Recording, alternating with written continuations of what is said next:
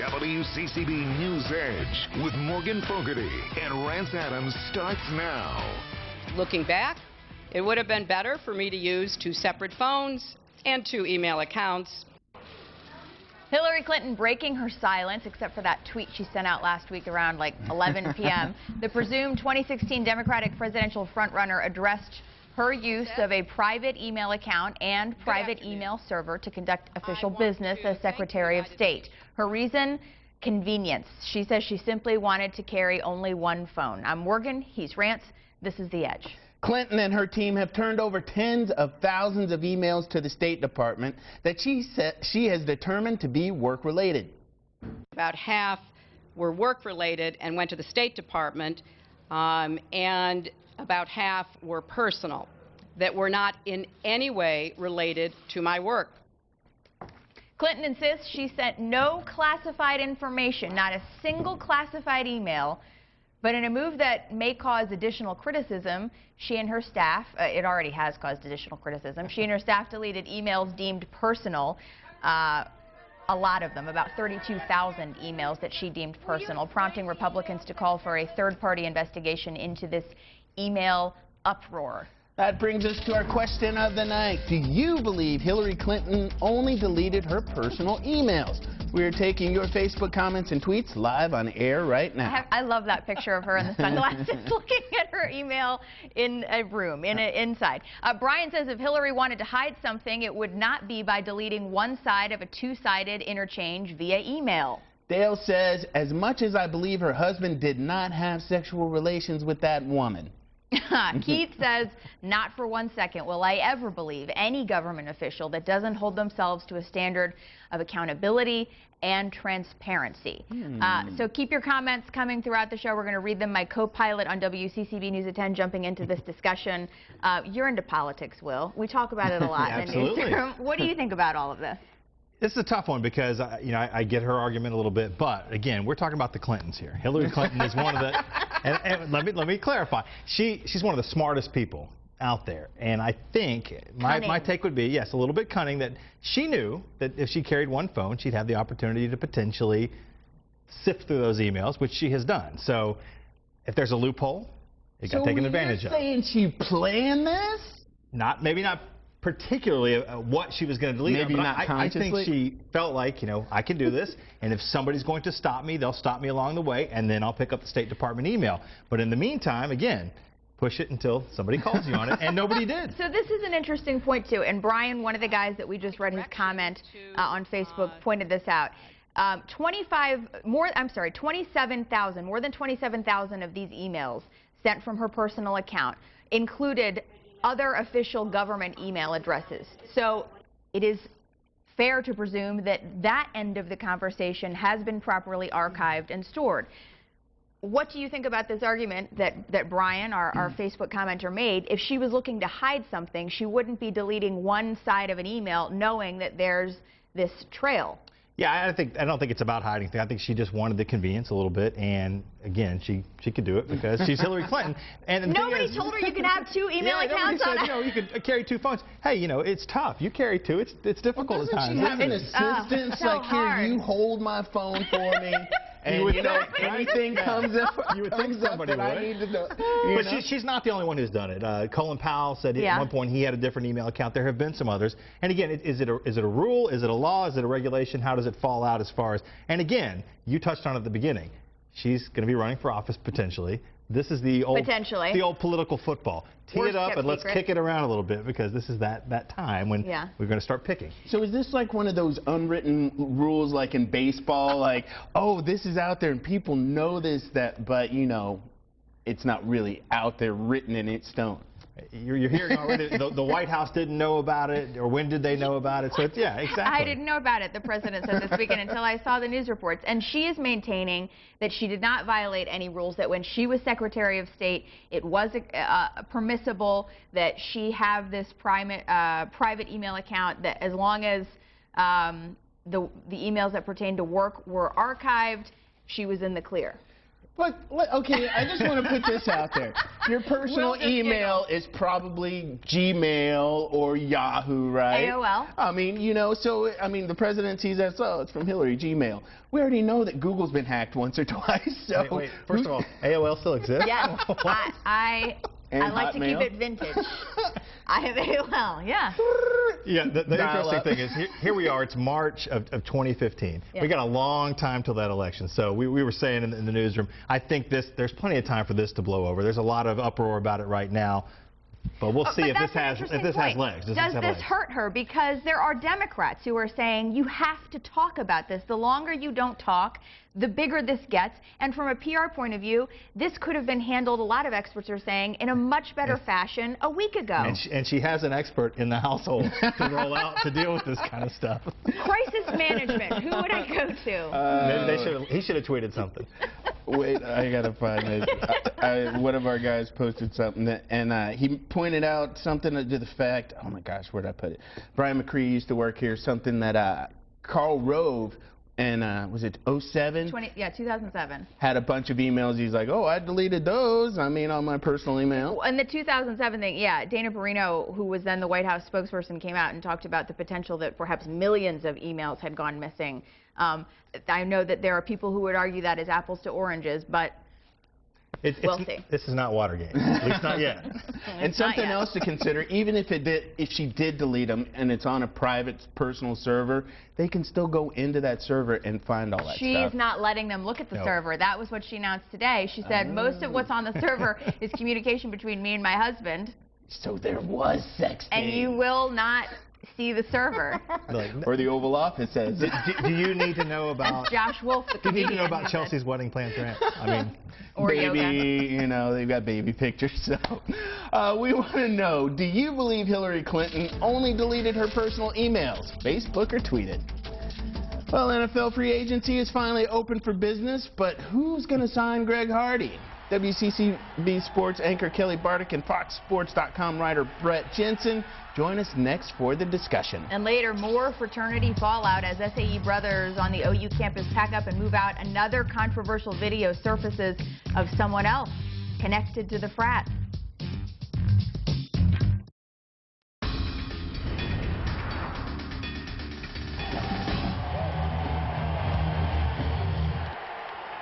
The Kraken, a.k.a. Greg Hardy, is now officially a free agent. The former Carolina Panthers status clouded by his off-field issues and his spot on the NFL's exempt list. But despite the possibility of a suspension next season, the 2013 Pro Bowler has teams reportedly lining up, good teams reportedly lining up. The question is, who's going to take him? Is anyone going to take him? WCCB Sports anchor Kelly Bartek. Jumping in already. This is what FoxSports.com happens writer Brett Jensen. when we here all with get their together. pearls of wisdom. Kelly, take it away. I am not surprised. I mean, this guy is a great player. Right. Right on the field. He gets the job done. He's a great pass rusher, which a lot of teams need. NFL is about winning. Teams want to win. They want to, shore up a defense. I'm not surprised they're going to go after them. I believe they're going to wait to see if the NFL comes down with any punishment first. On the field, he's a great player. Exactly. Off the field, does he pose a problem? I think Jensen. I think he does pose a problem, doesn't these actually. days? I mean, no, I think he does. I mean, because, he's been erratic ever since he was in college at Ole Miss. So, he's had all kinds of issues. He didn't even play, basically, his first 2 years with Carolina. It was a no-show. Then all of a sudden he goes, oh, I've got 2 years left of my contract. I better start playing if I want an extension. And then he was like a no-show for much of last year until the last couple of games when he started getting all of his sacks. So, there's some issues there with him. But off the field, I think he'll be okay off the field. He's just a nutbag. But other than that, he should be okay. And with the... How you really feel, Well, Brett. he's got squirrels in his head. We know that. do erratic things And in with- college. How about driving a Bentley at 100 miles an hour and taking a cell phone picture don't to do put it that, on right? Twitter? Yeah, Well, that's what a lot of I don't think anybody is disputing that Greg Hardy is a character. Might But make he's some poor gonna decisions. get paid. I think the only thing anybody's really... Really? What? What are you, his agent over here? What is... The only thing Who gets people... the cut of the 13 People mil? are going to be worried about is possible suspension. We talked about it, and there's going to be something, because even though he sat out last year, he got paid. So there's going to be some sort of punishment. The league has to show that, okay, we are going to do something. So 4 games, minimum? I would think 6 4 games maybe? seems about right. 6? 4 to 6, yeah. 4 to 6. I think it's going to be seems 6 about right. because the NFL, in addition to everything that we're talking about, you made a great point. The NFL is all about winning. They also have a big PR problem on their hands. Exactly. So they can't just ignore it and say, well, we're all about winning. Go play for the Patriots. I think it's a team that's going to. The cheater. I'm The just team kidding. that's I'm just kidding. Wow. willing to Champion risk. cheaters. The team that wants to get Hardy, I think, is going to have to be willing to risk taking that PR hit for a little while. But once their team starts winning, I think people are going to, yay. You know what I mean? I think he's going to get. He's not going to get a long-term deal right away. It's got to be some kind of like. You have to prove himself. Exactly. 2 Let's years see if and you he's can gonna blade him. see if you can behave. It's going to be no different than Adrian Peterson. I mean, there's a guy, actually convicted of beating his child with a stick. And teams are going to want him. Dallas wants him. We already know that. Minnesota's trying to figure out what to do with him. He doesn't want to go back to Minnesota. We know what already happened with Michael Vick. He came back. The horrendous things that he did. There's a guy actually playing for the Dallas Cowboys who killed his own teammate while drunk driving. Spent 10 months in jail. He's back on the roster. Right. Greg Hardy didn't kill anybody. Of America's team? Forgiving Right. Right. We got to move. Forgiving All I league, keep thinking obviously. about Brett Jensen. is Greg Hardy's Instagram, his raps. Kraken, Kelly Martin. Kraken. It's always a heated debate. Thank you both. We need more time. Coming More up, time. Fat Face, why Facebook is refusing to let users You calling me feel fat? No, not you, love. No. Keep it here. You're watching The Edge at 10:30.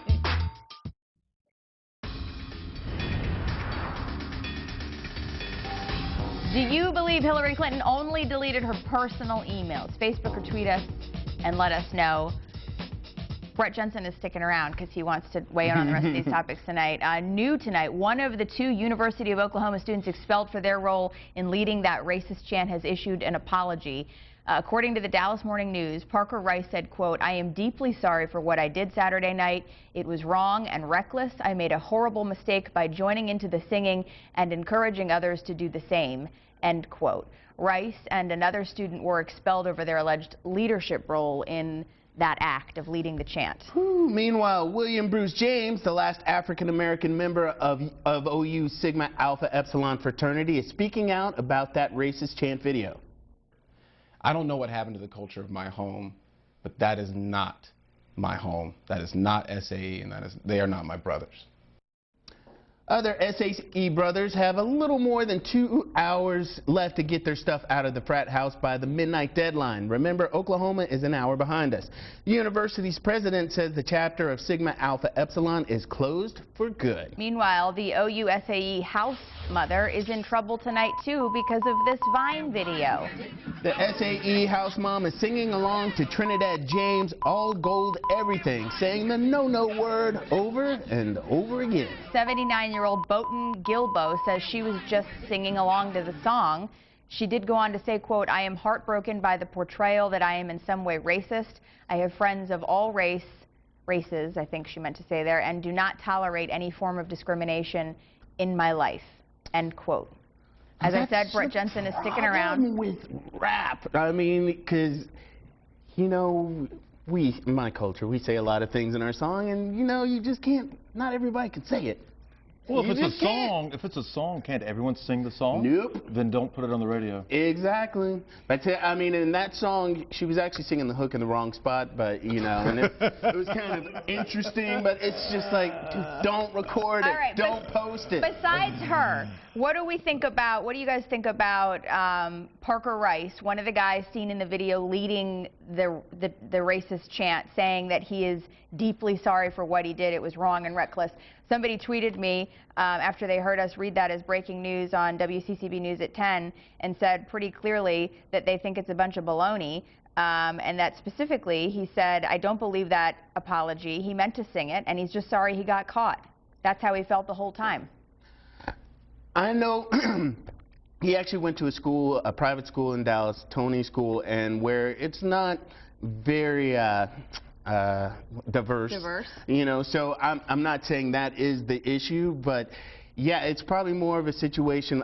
Maybe he doesn't necessarily think like that all the time, but when you're in the midst of a group setting, sometimes peer pressure weighs in. Let me ask you this. This isn't, and I talked about this yesterday, this isn't a scenario where they were in a fight or he was drunk or it was sort of something, you know, heat of the moment, something came out that he deeply regrets.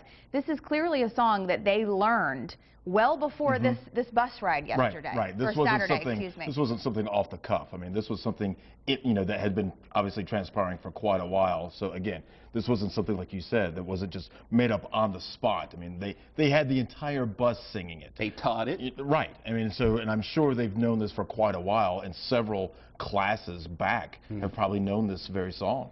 Or their chant, I should say. Yeah. So, oh well. Well, thanks, Brad, for hanging out with us. I think he probably wants to stay for the rest of this, too. Yeah, you know, I'll just hang out with Reg in the back. Actually, we still got a few minutes. My bad. It's time to wind things up, Morgan. Let's get to Edge on the Clock. All right, you can stay for this too, Brett. Facebook has removed the rosy cheek, double chin, feeling fat emoticon, pointing out the negative potential for those struggling with eating disorders and general body image issues. Really? You can, however, still choose to feel hopeless, so at least you haven't lost everything. What is the rosy? I don't even know what emoticon this is. I don't either. There's one emoticon, it's big fat cheeks, and it's, but I mean, Really? Anybody seeing this thing, I'm not thinking it's fat, but people are super sensitive when it comes to their emoticons. I mean, people don't get upset when you use the poop one, you know, but. Is that on Facebook? Yeah, no, it's on your... It's on iPhone. iPhones, yeah. But not on Facebook. The good ones are all on the iPhone. That's what they're all at. Yeah. Those are the good ones. I mean, why would I was you using want some good ones today. like a scowling sun? Who doesn't Still need that? don't have the one we really want. I know, the one we really want. All right. You know. There's more edge in the forecast when we come back. But right now, it's your last chance for today's headlines with WCCB News at 10 anchor Will Kennedy. The York County Sheriff's Office filed murder and arson charges against 17-year-old Jacob Matthew Morgan. Investigators say Morgan intentionally set the fire in his Rock Hill home that killed his 14-month-old half-brother. Federal investigators are trying to figure out why nobody warned Amtrak about that big rig stuck on train tracks that was hit by a train. And the North Carolina Attorney General is looking into concerns about a CIAA service surcharge that the Ritz-Carlton Hotel in Uptown charged during the basketball tournament. Reg is going to have your last chance forecast coming up next.